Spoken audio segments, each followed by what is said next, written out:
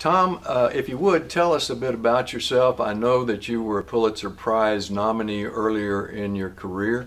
What is your literary and journalistic career, and what are your degrees, and where did you get them from? I've worked for several years in the State Department of Education in South Carolina before I went to Clemson University as the dean there. And one of the things that happened during my years in the State Department, the school board passed, the state school board passed a new law saying that teachers had to be fingerprinted. At that time, that was the only segment of society that had to do that, line up at the FBI headquarters and pay, I don't know, $18 or $20 to be fingerprinted in order to apply for a job as a teacher. And it enraged me. That was my profession.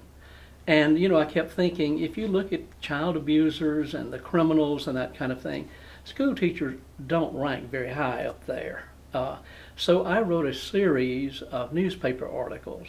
It was 10 in all, entitled "Waiting for the Knock at the Door," and I've used the Nazi image, you know, of that. But I pointed out that truck drivers and dentists and ministers and other professions had a much worse record than classroom teachers. So I wrote that series of articles, and some publisher nominated me for the Pulitzer Prize for that year, which really astounded me.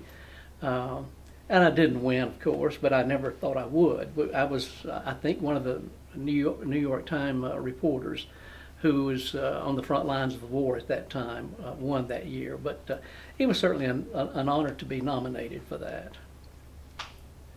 What did you think of the characterization of Jackie in the book? I thought she was, you drew her whole. She was easy to see as a person. She had depth. She had breadth.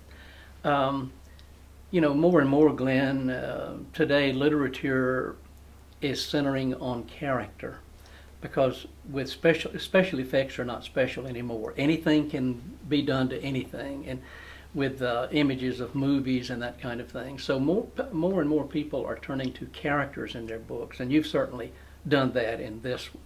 Jackie is a full-blown character.